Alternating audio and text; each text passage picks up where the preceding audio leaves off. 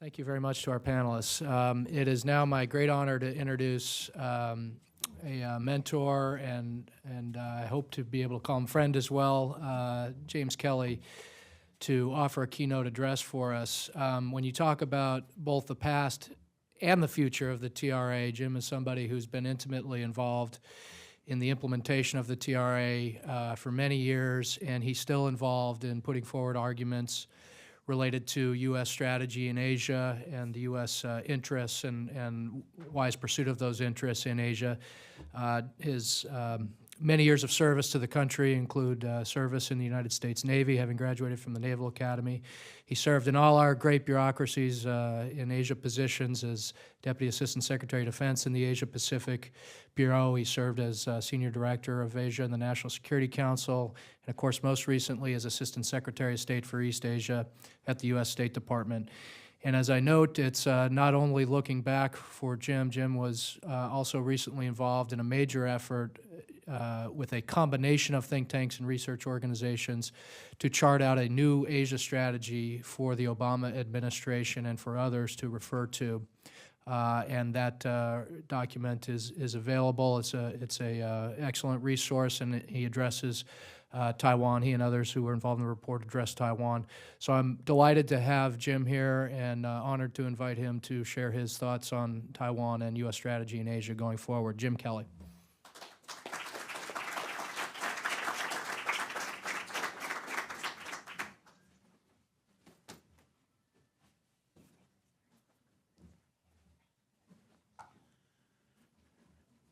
Randy, thank you very much.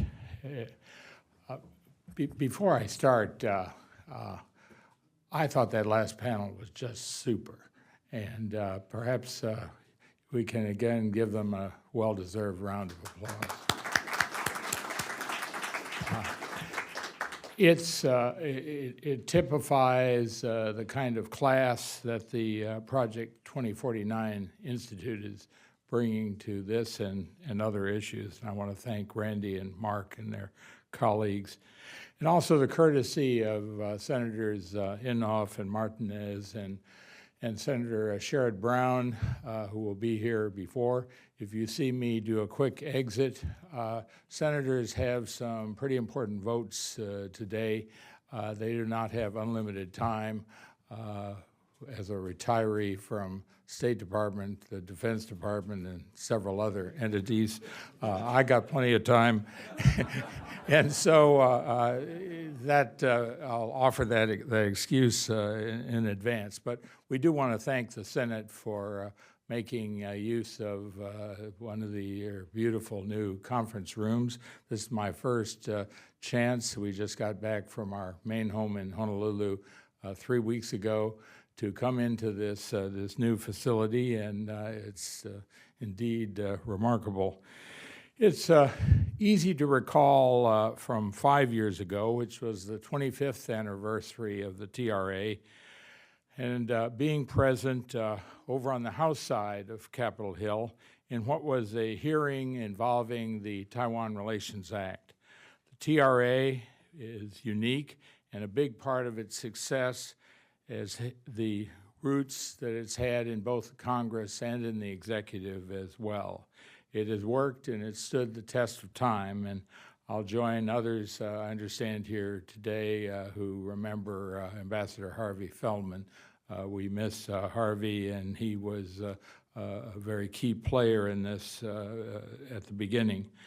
At any event, this occasion some 5 years ago was a hearing before the House International Relations Committee, and it was also an opportunity for the administration at a somewhat delicate time to officially present a serious and fully coordinated articulation of U.S. policy towards Taiwan. That policy, to the frustration of some, has both specific and ambiguous elements.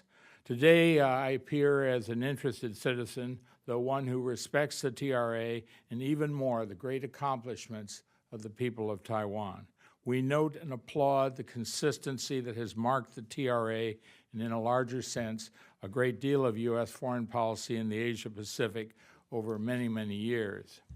I won't dwell after this last panel and the one I had to miss earlier have dwelled so effectively on details of the TRA and how it has successfully worked. Rather, I'll try to offer some comments about the East Asia region and U.S. policy toward that region, of which Taiwan is a key part. For the last year and a half, as Randy mentioned, I've been involved with many other people in an effort by interested Americans that produced several weeks ago a new review of American East Asia strategy.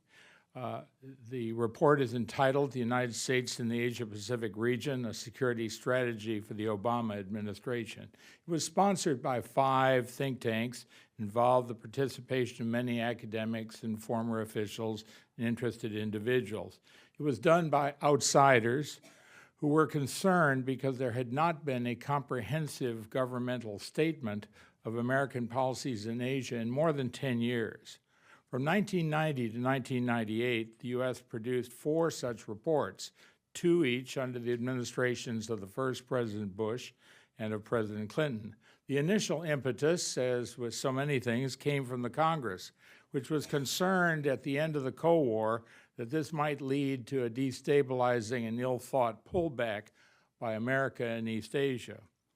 A review of regional policy was launched then later on in the earlier days of the George W. Bush administration, but its public aspects got to be sidelined after the attacks of September 11th, 2001.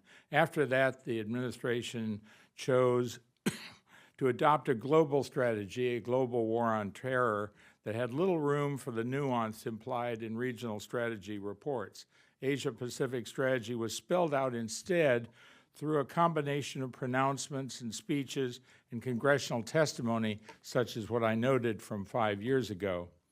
The basic tenets of U.S. policy did not change substantially, however, just as they had remained remarkably consistent during the 2 previous administrations. But now, with a new Obama administration, amid an economic crisis, many of us thought it beneficial to state our views as a way to encourage the government to again explain its strategy in such an important area. The reality is that the global center of gravity has shifted after all. While the Bush administration did not stray from the historic principles of Asia strategy, Asia has changed significantly in the last 10 years. A decade ago, China was, quote, emerging, unquote. Today, it has continued its spectacular ascent, charting double-digit economic growth built on an export-led economy until the present, as we still find an atmosphere of high confidence even amid serious economic problems. While much attention is focused on the internal implications of this process, equally significant is the impact that China's rise has had on regional economies and regional dynamics. Not only has this growing wealth afforded China new diplomatic and political opportunities, but also Chinese relationships with Asian neighbors have been fundamentally transformed. China is now the center of a vast production network. It is acting more and more as a regional power, but with global vision and impact. This is, of course, the dilemma for Taiwan. The tyranny of geography and also the flow of history have put it perilously close to China. Taiwan has earned respect for its people and their skills around the world, and that discussion I thought was particularly interesting in the last panel. I think Taiwan gets a lot more credit and is a lot better understood for technology and democracy around the world than many people perhaps in Taiwan appreciate. But even as Taiwan was earning that respect, even while the mainland was convulsed during its Cultural Revolution, now the situation is more complex. There are risks, and there would be even if China's nationalistic fervor were less intense. But this mainland growth and development is also an exceptional opportunity in which Taiwanese have not hesitated to participate, and with notable success. The strands of Taiwan's own history and ethnicities also become bound up in this unique set of political and economic facts and some legends too. Looking at a larger scene, Asia's growth has created new sets of problems for its countries and economies. Development means that Asia, once considered a mere transit point for weapons proliferation networks, can now actively contribute to them.